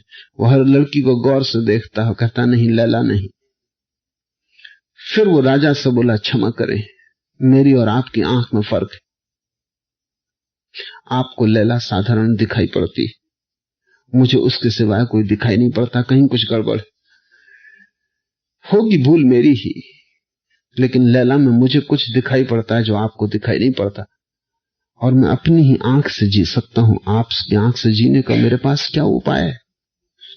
जब भी कोई आदमी साधारण प्रेम में गिरता है, वो प्रेम जहां 1% प्रेम होता है और 99% वासना होती, तो भी दूसरे व्यक्ति में तत्क्षण कुछ अलौकिक की प्रतीति होने लगती। लेकिन जब श्रद्धा का जन्म होता है, जहां 99% प्रेम और 1% वासना रह जाती, वहां तत्क्षण परमात्मा की प्रतीति होती है। इसलिए इस देश में गुरु को हमने परमात्मा कहा है, उससे भी ऊपर रखा है। ऊपर रखने के भी कारण, गुरु मानुष कर जानते ते नर कहिए अंध, महा दुखी संसार में आगे जम के बंध। वे यहां तो दुखी रहेंगे ही, क्योंकि श्रद्धा के बिना कोई आनंद संभव नहीं, क्योंकि श्रद्धा के बिना आत्मा की प्रतीति संभव नहीं। श्रद्धा के बिना परमात्मा की उपस्थिति का बोध नहीं हो सकता। और अगर गुरु में तुम्हें परमात्मा का बोध नहीं हुआ तो तुम्हें वृक्षों में, चट्टानों में, पहाड़ों में कैसे होगा? अगर गुरु में न हुआ तो मंदिर की मूर्ति में कैसे होगा? अगर जीवंत में न हुआ तो मृत में कैसे होगा? तो बड़ी हैरानी की बात है, तो मंदिर की मूर्ति के सामने, पत्थर की मूर्ति के सामने झुक के खड़े हो जाते हो, भगवान भगवान की रट लगा देते हो। लेकिन गुरु के सामने भगवान कहने में तुम्हें बड़ी कठिनाई होती। क्या तुम सोचते हो ये मूर्ति जिसकी है, अगर वो व्यक्ति जीवित होता तुम्हें यही अड़चन होती या नहीं होती? यही अड़चन होती। महावीर की मूर्ति के सामने जब तुम खड़े हो तब भगवान कहना बहुत आसान, क्योंकि निश्चित ही अब इस संगमरमर की मूर्ति में पसीना नहीं आता, भूख भी नहीं लगती। संगमरमर की मूर्ति उपवासी ही बैठी रहती, भोजन का सवाल ही नहीं। संगमरमर की मूर्ति प्यासी नहीं होती, रुग्ण नहीं होती, मरेगी भी नहीं। हमने पत्थर की मूर्तियां बड़ी सोच के बनाई, इसी कारण ताकि मनुष्य में जो जो दिखाई पड़ता है वो वहां दिखाई न पड़े। संगमरमर की मूर्तियां हैं, ऐसा हुआ कि मैं एक गांव में रहता था कुछ दिन के लिए। पड़ोस में एक सज्जन रहते थे। आसपास लोगों को ख्याल था कि वो थोड़े झक्की, अवकाश प्राप्त थे। कभी तर्कशास्त्र के अध्यापक किसी विश्वविद्यालय में रहे थे, तो वैसे ही तर्कशास्त्री थोड़े विक्षिप्त हो जाते और फिर अवकाश प्राप्त। पर मैंने कहा कि कभी जब उनसे मिलना होगा तो देखेंगे। एक दिन मुझे भी शक हो गया। निकल रहा था उनके दरवाजे के बाहर से, देखा कि एक टीन का फव्वारा लिए फूलों पर पानी डाल रहे हैं एक गमले पर, लेकिन पानी उस फव्वारे में से गिर ही नहीं रहा और वो खड़े हैं मूर्तिवत। मैंने गौर से देखा तो दिखाई पड़ा कि फव्वारे में पेंदी भी नहीं। तो मैंने उनका, सुनिए, आप शायद ख्याल नहीं किए, विचार में खोए होंगे, फव्वारे में पेंदी नहीं। उन्होंने कहा बेफिक्र रहिए, ये फूल ही कौन सच है, प्लास्टिक के। लेकिन प्लास्टिक के फूल में एक खूबी है, न मुरझाता न मरता, शाश्वत मालूम पड़ता है, बिल्कुल सनातनी है। असली फूल सुबह खिलता है, सांझ होते होते मुरझा जाता है। नकली फूल सुबह भी वैसा, सांझ भी वैसा, रात भी वैसा। असली महावीर तो असली फूल की तरह सुबह खिलेंगे, सांझ मुरझा जाएंगे, लेकिन तब तुम्हें लगेगा हमारे ही जैसे। क्या भेद है? तो तुम्हें मनुष्य का ही दर्शन होगा, पूजा मुश्किल होगी। संगमरमर की मूर्ति न मुरझाती, न जन्मती, न मरती, सनातन है। वहां तुम घुटने टेक के आसानी से खड़े हो जाते। तुम इतने झूठे हो कि झूठे की ही पूजा कर पाते हो, सच्चे की पूजा करना मुश्किल। तुम इतने मुर्दा हो कि मरे को ही पूज पाते हो, जीवंत से तुम्हारा संबंध नहीं जुड़ता। गुरु जीवंत घटना है, उसकी मूर्ति बनाने से कुछ भी ना होगा। मूर्ति तो तुम बनाओगे, लेकिन वो जब मर जाएगा, जब कुछ भी हल ना होगा, कोई राह ना मिलेगी उससे। और ध्यान रखना, मूर्ति के सामने झुकने में अहंकार को कोई चोट नहीं लगती। वहां कोई है ही नहीं, तुम ही खरीद के बाजार से मूर्ति लाए हो, तुम ही मालिक हो। तुम चाहो तो अभी इस मूर्ति को बाहर करो, ये मूर्ति कुछ भी ना कर सकेगी। तुम भोग लगाओ तो भोग लगता है, तुम कहो भगवान सो जाओ तो सोना पड़ता है, तुम दरवाजा बंद करो कि पट बंद है तो पट बंद हो जाते हैं। तुम मालिक हो, ये भगवान सिर्फ तुम्हारा खिलौना है। इनके सामने तुम्हारे अहंकार को कोई चोट नहीं लगती। लेकिन एक जीवित व्यक्ति के सामने तुम जब झुकते हो तब अड़चन आती है। तुम्हारा अहंकार ही तो श्रद्धा में बाधा है। ध्यान रखना, तर्क बाधा नहीं है, अहंकार बाधा है। तर्क तो सिर्फ तरकीब है अहंकार को छिपाने की, कि तुम कहते हो कैसे झुके। जब तक वो आदमी ना मिल जाए जो झुकने योग्य है, तब तक कैसे झुके। वो आदमी तुम्हें कभी ना मिलेगा, क्योंकि तुम्हारा तर्क सदा कुछ खोज लेगा। मुल्ला नसरुद्दीन बहुत दिन तक अविवाहित रहा। मैं उससे पूछा कि क्या कारण, अब काफी समय हुआ, अब तुम खोज ही लो, अन्यथा समय जा रहा है। उसने कहा खोज में ही तो लगा हूं, लेकिन मुझे ऐसी स्त्री चाहिए जो समग्र रूप में पूर्ण हो। सैकड़ों स्त्रियां मिली, लेकिन पूर्ण कोई भी नहीं, और जब तक पूर्ण न हो तब तक मैं प्रेम न होने दूंगा। तो मैंने कहा एक भी स्त्री न मिली तुम्हें जीवन भर की तलाश में? उसने कहा नहीं, एक दो बार मिली भी, लेकिन वो भी पूर्ण पति की तलाश में थी। तुम्हें अगर कभी पूर्ण गुरु मिलेगा भी तो ध्यान रखना वो भी पूर्ण शिष्य की तलाश में। वो मिलेगा ही नहीं, वो तो बचने की तरकीब है।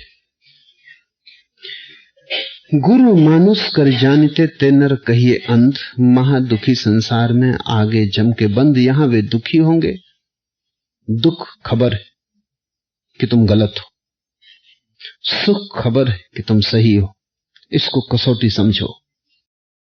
अगर तुम्हारा जीवन दुखी है तो जानना कि तुम गलत हो, तुम जो भी कर रहे हो वो भ्रांत है, बुनियाद में भूल है।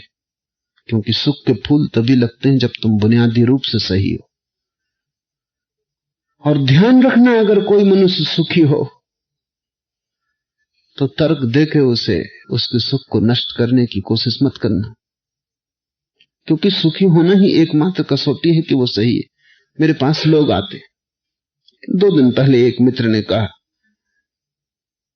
कि आप लोगों को पागल किए हुए हैं।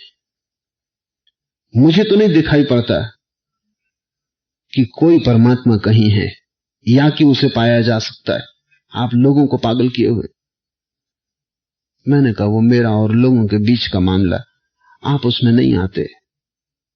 आप स्वस्थ हैं, प्रसन्न हैं, खुशी की बात है। उन्होंने कहा वही तो मुसीबत है कि न स्वस्थ हूं न सुखी हूं। तो मैंने कहा कि तुम अपने स्वस्थ और सुखी होने का ही ख्याल करो तो आज नहीं कल परमात्मा के करीब पहुंच जाओगे। तुम इसकी फिक्र मत करो कि परमात्मा है या नहीं, क्योंकि परमात्मा कोई तर्क की निष्पत्ति नहीं है। परमात्मा सुख की गहन प्रतीति में उठा हुआ अहोभाव है। जब तुम सुखी हो तब तुम मान नहीं सकते कि परमात्मा नहीं है, अन्यथा सुख कैसे होगा।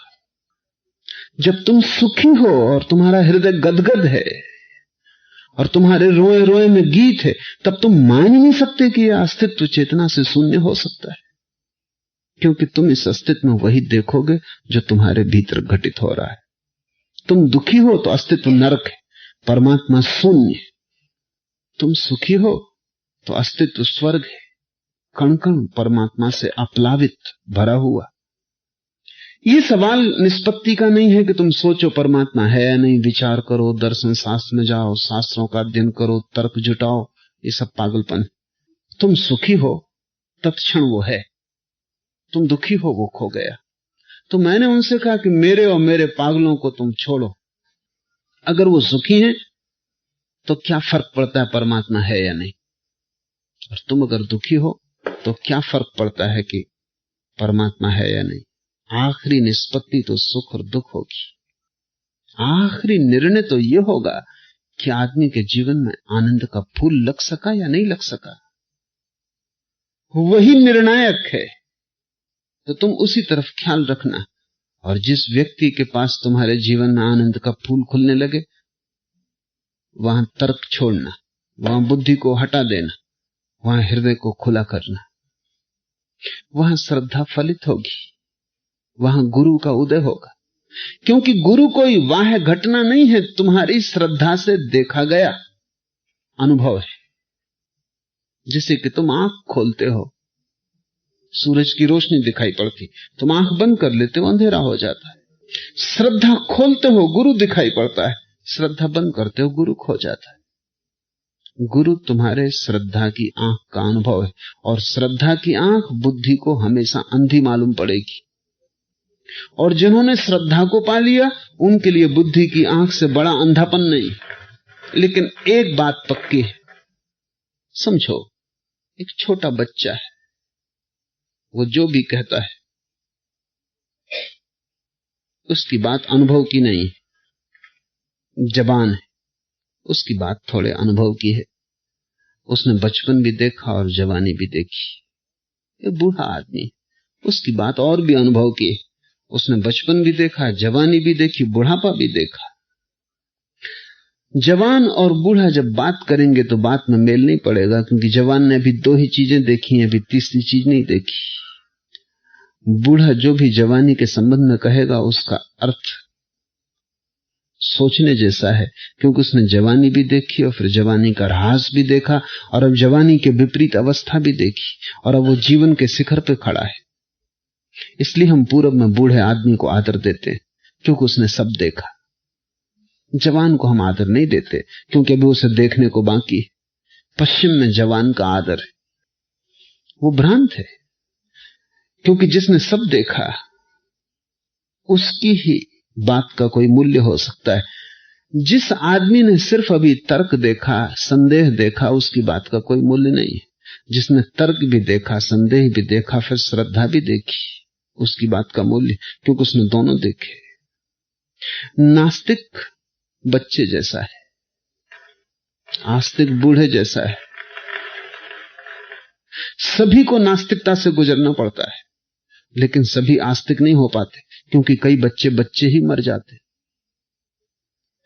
आस्तिक ने दोनों पहलू देखे जीवन के, इंकार करके देखा और पाया कि जितना इंकार करो उतने सिकुड़ जाते हो, जितना कहो नहीं नहीं नहीं छोटे होते जाते हो। उसने दूसरा अनुभव भी देखा कि जितना कहो हां, जितना करो स्वीकार, उतने विराट होते जाते हो। कहो नहीं, आखिर में तुम ही बचते हो सिकड़े हुए सड़े हुए। कहो हां, तुम खो जाते हो, विराट बचता है, परमात्मा बचता है। कहो नहीं, तुम हो जाओगे अणु की भांति क्षुद्र। कहो हां, तुम हो जाओगे आत्मा की भांति, आकाश की भांति विराट। महादुखी संसार में आगे जम के बंध, वो यहां तो दुखी होंगे ही, और बार बार उन्हें मरना पड़ेगा जम के बंध। बार बार यम आएगा, उन्हें बांधेगा और ले जाएगा। उनके कारण यम को भी बड़ा श्रम उठाना पड़ेगा।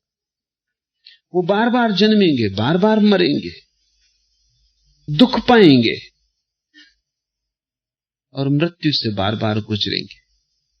जो व्यक्ति जाग जाता, उसके जन्म और मृत्यु दोनों खो जाते। जो आदमी परमात्मा के साथ एक हो जाता, फिर न आना है न जाना है। इसे ही पूर्व में कहा है, आवागमन से मुक्ति, आने जाने से मुक्ति। उसकी यात्रा समाप्त हो जाती, मंजिल आ गई। 3 लोक 9 खंड में गुरु ते बड़ा न कोय, करता करे न करी सके, गुरु करे सो होय। बड़ा कठिन वचन है। अगाध श्रद्धा हो तो ही समझ में आ सकता है। आस्तिक भी थोड़ा डरेगा, ये कबीर थोड़ा सीमा के बाहर जा रहे हैं। आस्तिक भी कहेगा कि ठीक था कि गुरु पे श्रद्धा हो, लेकिन कबीर अब ये कह रहे हैं 3 लोक 9 खंड में गुरु ते बड़ा न खोए, पर समग्र अस्तित्व में गुरु से बड़ा कोई भी नहीं। इसलिए हम गुरु कहते हैं। गुरु का अर्थ है जिससे भारी और कुछ भी नहीं।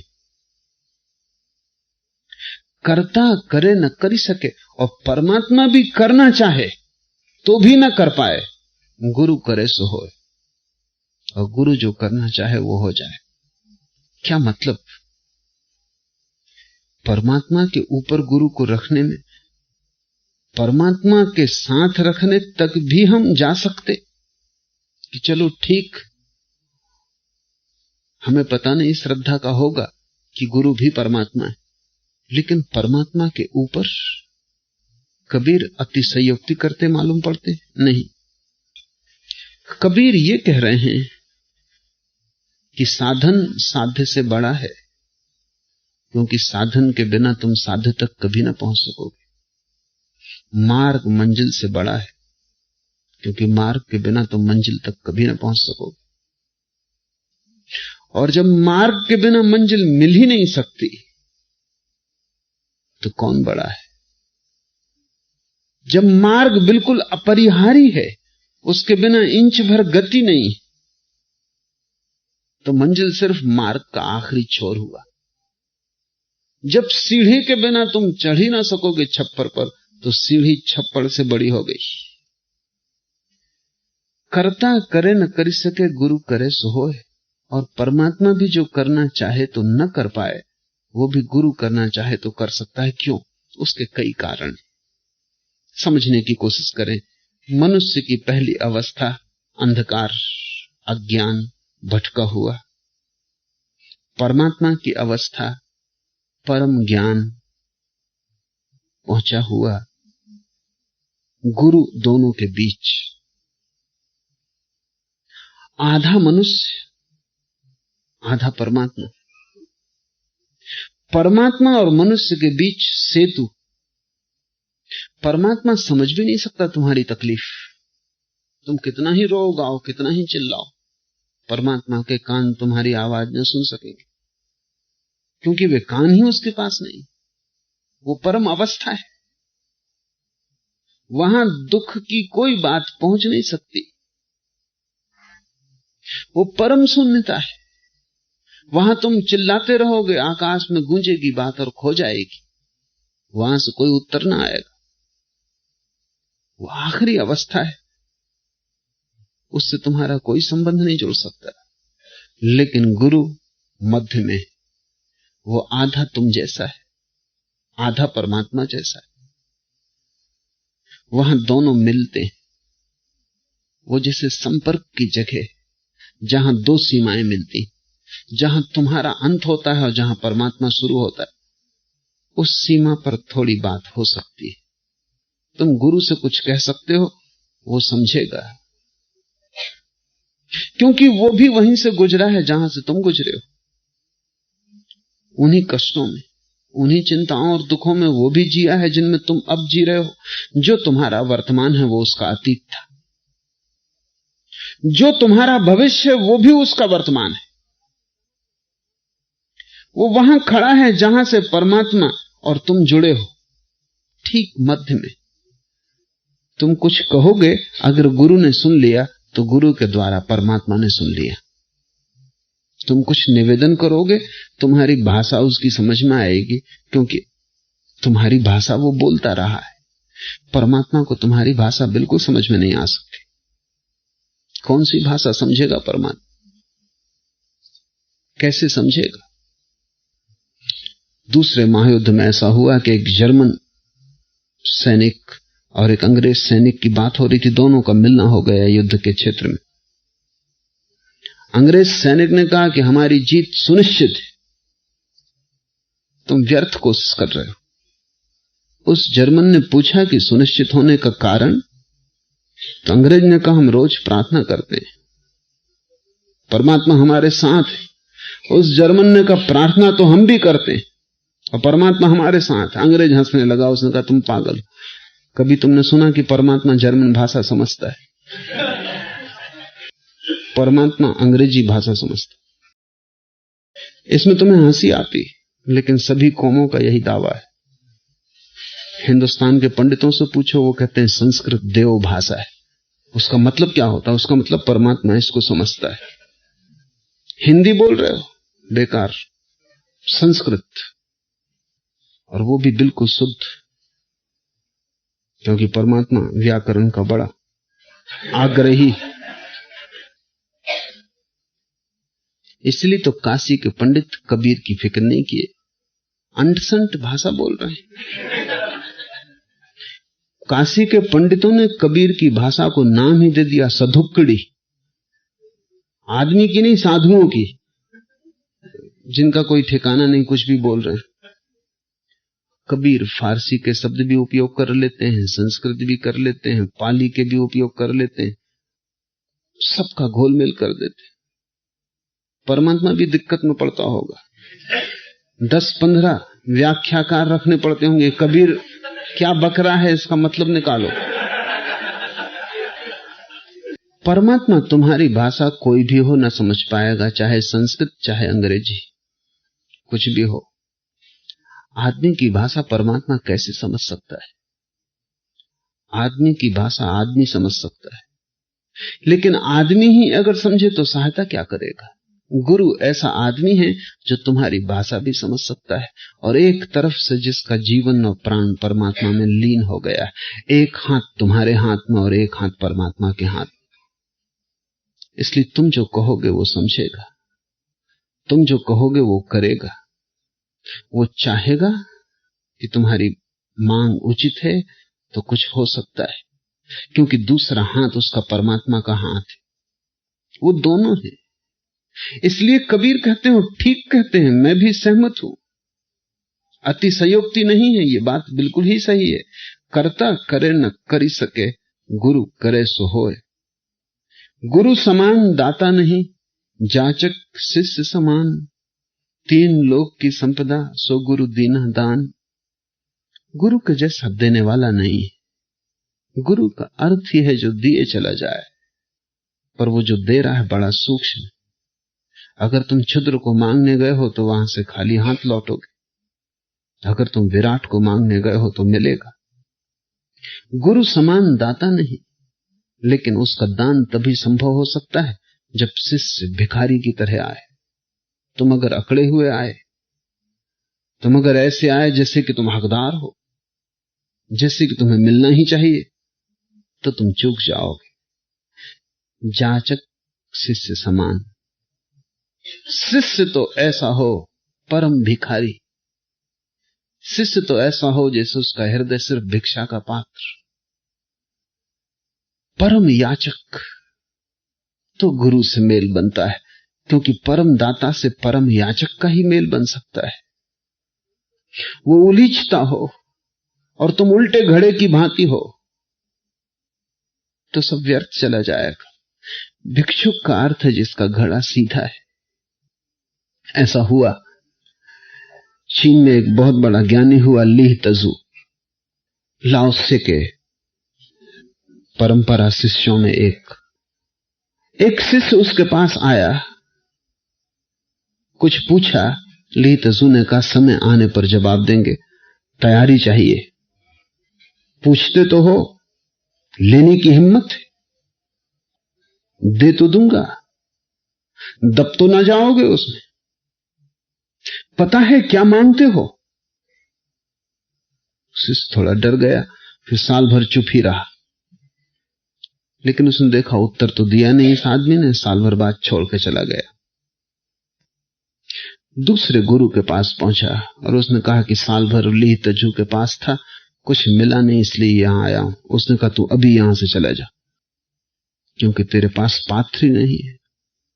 जब ली तजू न भर सका, मैं गरीब आदमी हूं, मैं तुझे क्या दूंगा? ली तजू के पास से खाली हाथ लौट आया। पागल, तो मेरे पास तो कुछ भी नहीं है, तू जा, तू भाग, नहीं तो तू लोगों से कहेगा कि मेरे पास भी साल भर रहा और बेकार लौट आया।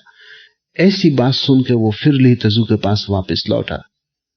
उसने कहा कि बड़ी हैरानी की बात है, अब मैं क्या करूं? एक दो जगह गया, उन्होंने कहा जब ली तजू के पास गए, जब उस विराट सरोवर के पास से प्यासे लौट आए, तो हम तो छोटे डबरे, हम तुम्हारे काम ना पड़ेंगे, तो मैं वापस आया हूं। तो ली तजू ने कहा सुन, मैं अपने गुरु के पास आया तो 3 साल तो गुरु ने मेरी तरफ देखा ही नहीं, पूछने का सवाल ही ना उठा, क्योंकि वो देखे ही नहीं। वो सबकी तरफ देखे, वो मुझे छोड़ दे, और वो इस तरह छोड़ दे जैसे वहां खाली जगह है। इशारा मैं समझ गया कि मुझे खाली जगह की भांति हो जाना चाहिए, इसलिए मुझे नहीं देखता। अगर तुम होते, ली तजू ने कहा, तो तुम भाग गए होते। तुम्हारे अहंकार को चोट लगती कि मैं आया हूं और मुझे देखा नहीं जा रहा।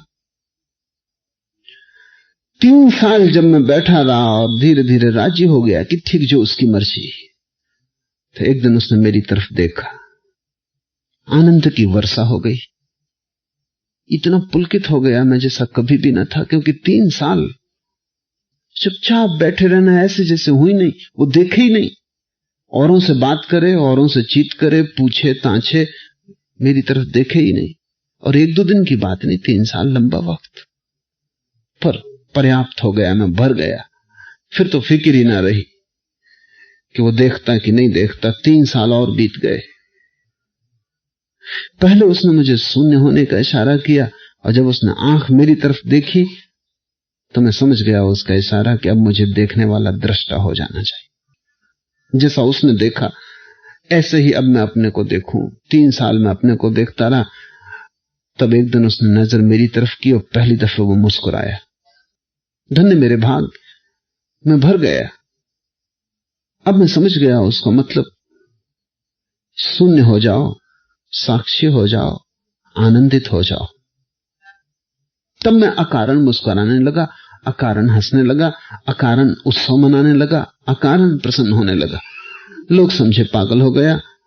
3 साल बाद वो मेरे पास आया, उसने मेरे सिर पे हाथ रखा, उसने कहा तेरी साधना पूरी हो गई, अब मुझ में तुझ में कुछ भेद ना रहा, अब तू जा, दूसरों को जगा, तुझे मिल गया, अब बांट। और एक तू है, ली तजू ने कहा, कि साल भर यहां बैठा तो जरूर रहा, लेकिन क्षण भर को भी शांत ना हुआ, और तेरे मन में वही प्रश्न गूंजता रहा कि कब उत्तर मिलेगा। जैसे उत्तर ज्यादा महत्वपूर्ण था और गुरु कम महत्वपूर्ण था। तुम्हारे प्रश्न तुम्हें बहुत महत्वपूर्ण मालूम पड़ते हैं अहंकार के कारण। उत्तर चाहिए, वो भी अहंकार की मांग है। लेकिन जिससे तुम उत्तर पाना चाह रहे हो, जब तक तुम उसे न देखोगे तब तक कोई उत्तर नहीं मिल सकता। सत्संग का यही अर्थ है। गुरु के पास चुप होकर बैठ जाना, उसकी जब मर्जी होगी, जब तुम तैयार होगे वो भर देगा। उसके हाथों में अपने को छोड़ देना। गुरु समान दाता नहीं, जाचक शिष्य समान, तीन लोक की संपदा सो गुरु दीना दान। गुरु कुम्हार शिष्य कुंभ है, गढ़गढ़ काढ़े खोट, अंतर हाथ सहार दे, बाहर बाहर चोट। बड़ा प्यारा वचन है। कुम्हार को देखा कभी? घड़े को गढ़ता है। गुरु कुम्हार शिष्य कुंभ है, और शिष्य को तैयार कर रहा है। वो एक कुंभ की भांति, एक गढ़े की भांति वो कुम्हार है। और क्यों तुम्हें गढ़े की तरह बना रहा है? ताकि तुम भरे जा सको। गढ़ा तो खालीपन है, गढ़े की दीवाल गढ़ा नहीं है। गढ़ा तो खालीपन है, वो जो शून्य भीतर है वही घड़ा है। वो तुम्हारे चारों तरफ एक पतली मिट्टी की दीवार उठा रहा है और भीतर एक शून्य निर्मित कर रहा है। गुरु कुम्हार शिष्य कुंभ है, गढ़गढ़ काढ़े खोट। और वो जो जो कमी है और जहां जहां जरूरत है, जो जो हटाना है, जो जो गढ़ना है, उस श्रम में लगा है। अंतर हाथ सहार दे, कुम्हार को देखने जैसा है, क्योंकि वो भीतर से तो सहारा देता है गढ़े को, भीतर से तो मिट्टी को सहारा देता है और बाहर से चोट करता है। सारे गुरु की प्रक्रिया यही है, भीतर से तुम्हें सहारा देता है, बाहर से तुम्हें चोट देता है। और अगर तुमने बाहर की ही चोट देखी तो तुम भाग खड़े होगे। अगर तुम्हें भीतर का सहारा दिख गया तो बाहर की चोट बड़ी प्रीतिकर हो जाएगी। तुम धन्यभागी समझोगे कि बाहर से चोट दी, क्योंकि दोनों जरूरी हैं। भीतर के सहारे से घड़े की दीवार निर्मित होगी, अन्यथा गिर जाएगी। बाहर की चोट से मजबूत होगी, अन्यथा पहली ही प्रक्रिया पानी भरने की वो गढ़ा फूट जाएगा। बाहर से चोट देनी जरूरी है मजबूती के लिए। सब तरह की चोट देगा वो, जो भी चोटें बाद में पड़ सकती, जिनसे घड़ा टूट जाता, वो सब चोट गुरु देगा। कठिन यही है, क्योंकि जैसी चोट लगती है शिष्य भाग खड़ा होता है। वो सोचता चोट लग गई, मेरी तरफ देखा नहीं, मुझे कहा नहीं कि आओ बैठो, मुझे सम्मान न दिया, या कुछ ऐसी बात कही कि मेरा अपमान हो गया, या कुछ इस ढंग से उत्तर दिया कि चोट मार दी। बाहर से चोट जरूरी है, अन्यथा तुम मजबूत ना हो सकोगे। और जब वर्षा होगी पूर्ण की तो तुम फूट जाओगे। भीतर से सहारा, गुरु के दोनों हाथ, वो भीतर से तुम्हें सहारा देगा ताकि तुम अभी ही ना टूट जाओ। बाहर से चोट देगा ताकि तुम कभी भी ना टूटो। गुरु कुम्हार शिष्य कुंभ है, गढ़गढ़ काढ़े खोट, अंतर हाथ सहार दे, बाहर बाहे चोट। गुरु को सिर पर राखिए, चलिए आज्ञा माए, कहे कबीर तादास को, तीन लोग डरनाए। गुरु को सिर पर राखिए, चलिए आज्ञा माए। क्या मतलब है? गुरु को सिर पर रखना आसान, आज्ञा मान के चलना कठिन। लेकिन आज्ञा मान के चलना ही सिर पर रखने का अर्थ है। बहुत सुविधापूर्ण है कि गुरु के चरणों में सिर रख दिया, उससे कुछ फर्क नहीं पड़ता। भीतर तो तुम झुकते ही नहीं, बाहर ही झुक जाते हो, भीतर तो तुम अकड़े ही रहते हो। एक घर में मैं मेहमान था और गृहिणी अपने बच्चे को डांट रही थी। वो काफी शोरगुल उपद्रव मचा रहा था। आकर उसने कहा कि बहुत हो गया, जाओ बैठ जाओ उस कुर्सी पर इसी वक्त। और बच्चे समझ जाते हैं कि कब सीमा आ गई, तो वो जाके कुर्सी पर बैठ गया। फिर वहां से घूर के मां को देखता रहा। उसने कहा अच्छा कोई बात नहीं, बाहर बाहर बैठे हैं, भीतर तो हम खड़े ही। बाहर बाहर झुकना बहुत आसान, बाहर बाहर सम्मान बताना बहुत आसान, आज्ञा मान के चलना बहुत कठिन, क्योंकि वो भीतर झुकना है।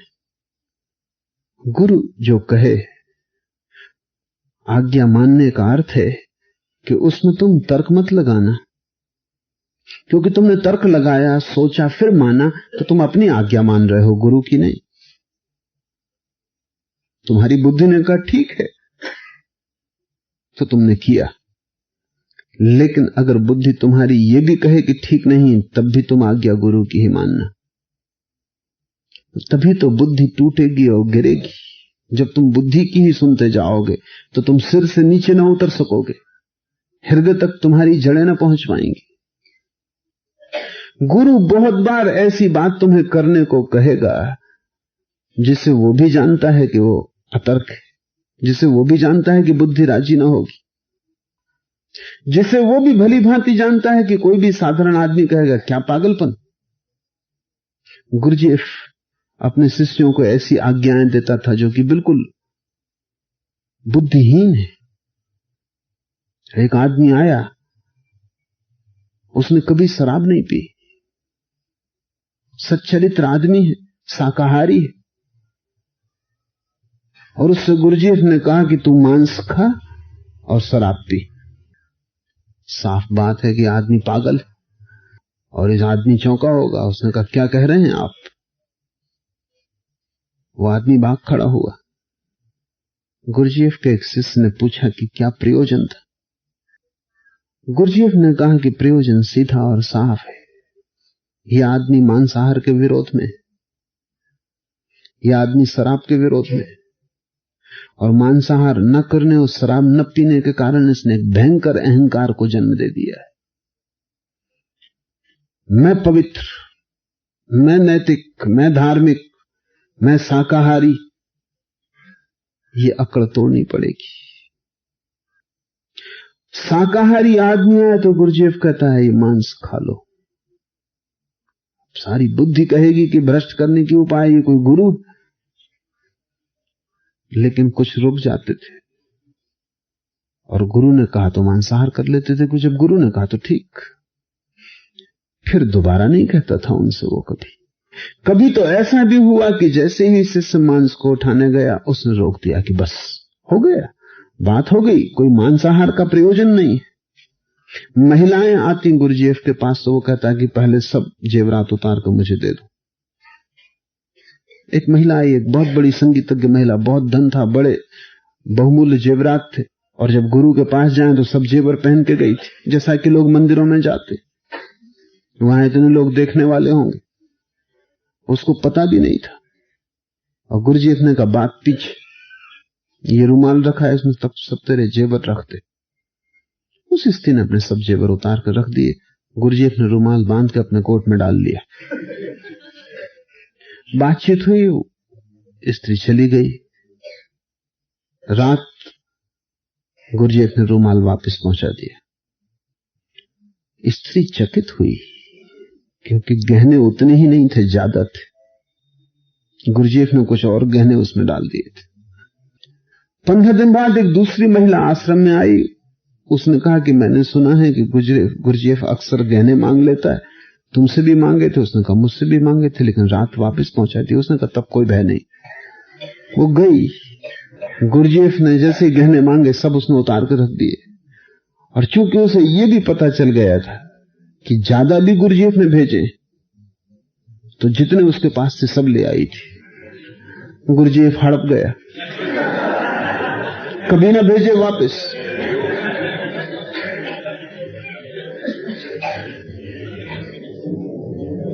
गुरु को तुम धोखा न दे सकोगे, वह असंभव है। तुम्हें तोड़ना ही है उसे। तुम जैसे हो तुम्हें मिटाना है, ताकि तुम्हें नया बनाया जा सके। तुम्हारे कुंभ को फिर से गढ़ना है, तुम्हारी बुद्धि से नहीं चलेगा। श्रद्धा का अर्थ है कि अब मैं नहीं, अब तू है। श्रद्धा का अर्थ है अब जो तू कहेगा वो हम पूरा करेंगे। कई बार बड़ी अद्भुत घटनाएं घटी। मारपा अपने गुरु के पास गया तिब्बत का एक फकीर, सीधा आदमी था, लेकिन वो इतना सीधा और सरल था कि दूसरे शिष्य संकित हो गए कि जल्दी ही वो गुरु का उत्तराधिकारी हो जाएगा। था भी वो उत्तराधिकारी, हुआ भी। शिष्यों ने अड़चन डालनी शुरू की। शिष्यों ने मारपा को एक दिन कहा कि गुरु ने आज्ञा दी। गुरु को पता ही नहीं था।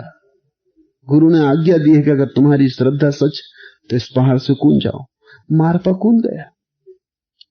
शिष्य भागे नीचे पहुंचे।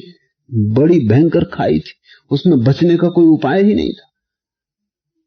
और वो एक वृक्ष के नीचे ध्यान कर रहा था। उन्होंने समझा कि संयोग ही होगा, ये हो ही नहीं सकता, संयोग की बात है। मकान में आग लगी थी। उन्होंने कहा कि गुरु की आज्ञा है, भीतर प्रवेश कर जाओ। उसने गुरु से जाके भी कभी नहीं पूछा कि तुम ये आज्ञाएं भी भेजते हो कि यही लोग करवा रहे हैं। इतनी भी क्या श्रद्धा, उसकी मर्जी। वो आग में घुस गया, उसके वस्त्र तक न जले। नदी पार कर रहे थे। शिष्यों ने कहा कूद जाओ, तुम तो पानी पे चल सकते हो, क्योंकि कहा है शास्त्रों में कि जिसकी श्रद्धा अटूट है वो पानी पे चल सकता। मारपा पानी पे चल गया। तब संयोग मानना मुश्किल हो गया। उन्होंने गुरु को जाके कहा कि बड़ा हैरानी की बात है, माफ करें, हम आपके नाम से इसको सताते रहे, लेकिन आपके नाम की महिमा अपार है। ये तो आग में चला गया, जला नहीं, पहाड़ से कूद गया, मरा नहीं, पानी में चल गया। गुरु को अकड़ हुई। गुरु कोई ज्ञान को उपलब्ध व्यक्ति नहीं था, सच्चरित्र था, आचरणवान था, सब तरह के योग साधन किए थे, लेकिन अभी पहुंचा नहीं था। उसने कहा जब मेरे नाम से मारपा चल गया तो मैं खुद। तो उसने अपने शिष्यों से कहा इसमें क्या बात है, मारपा की क्या खूबी, मेरे नाम का रहस्य। एक दिन सब नाव पर चल रहे थे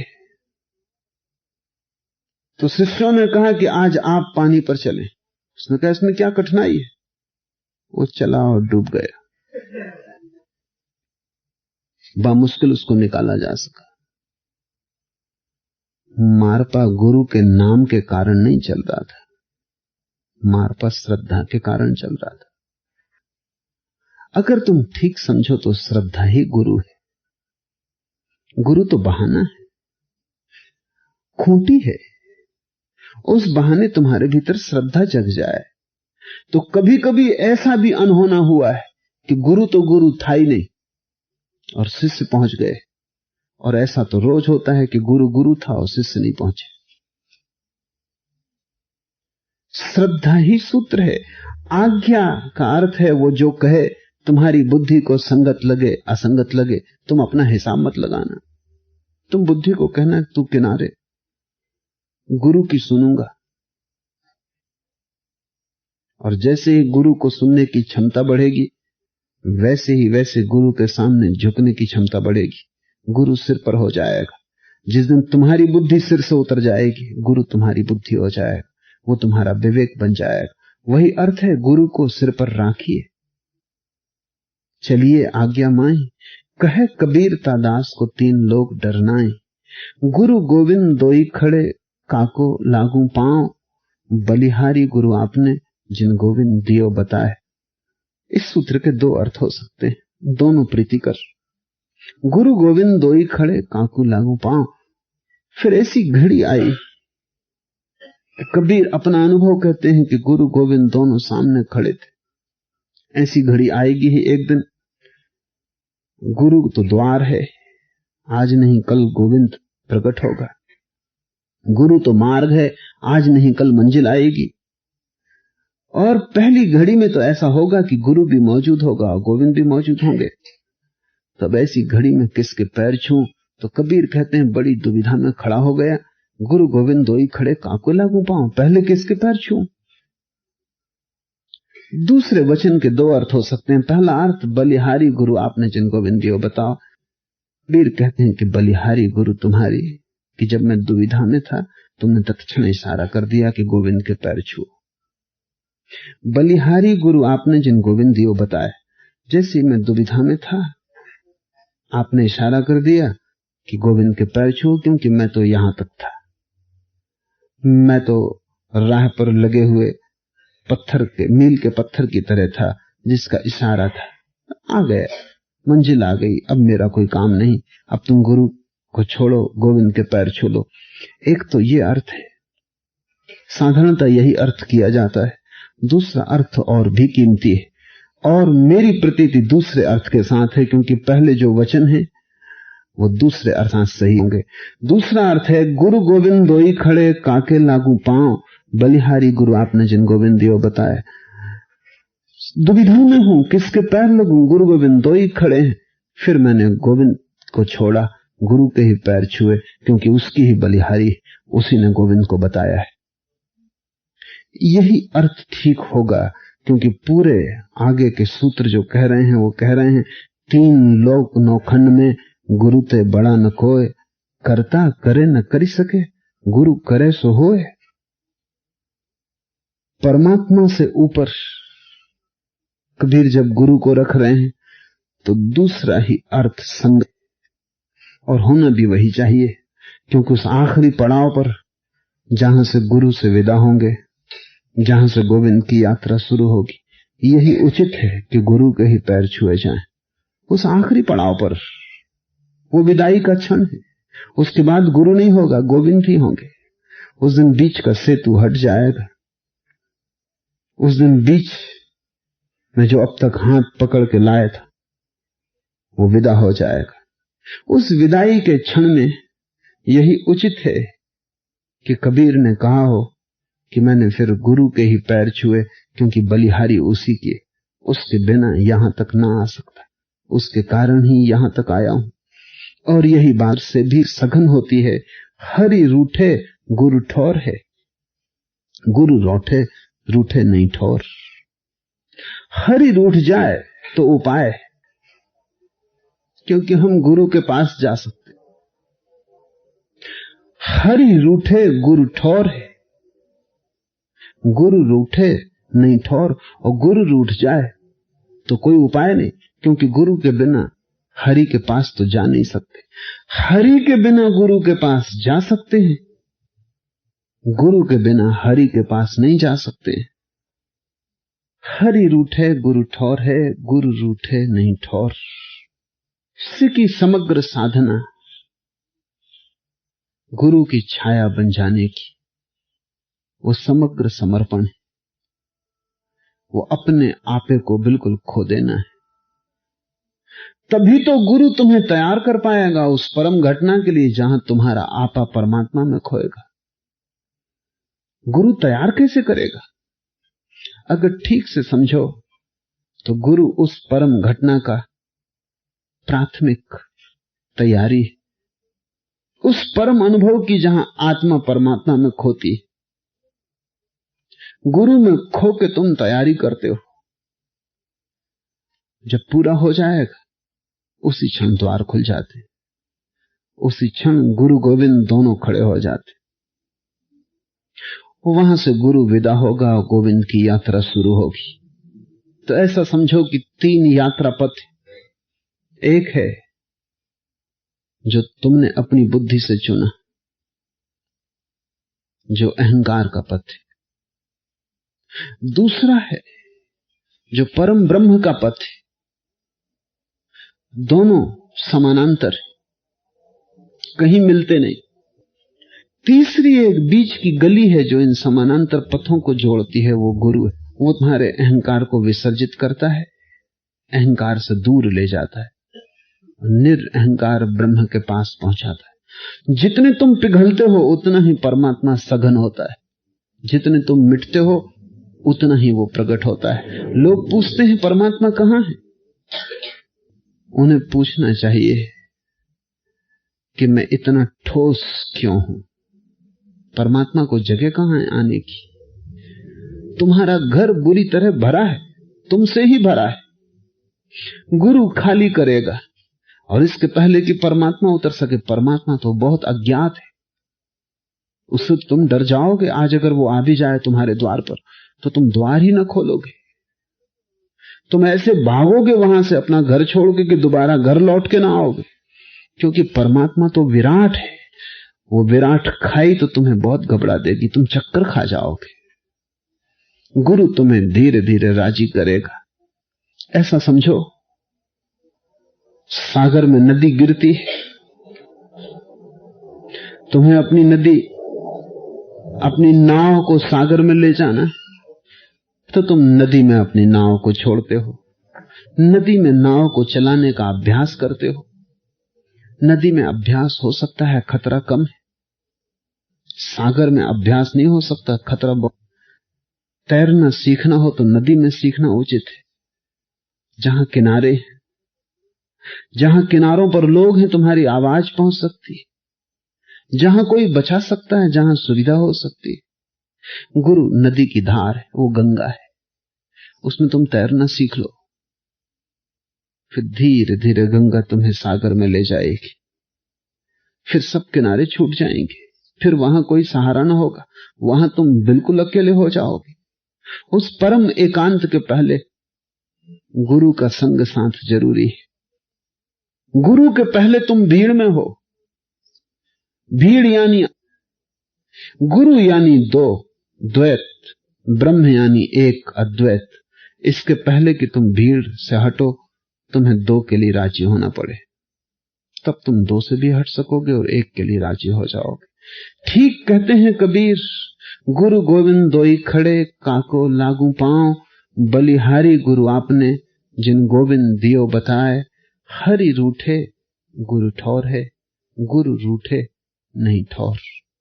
आज इतना है।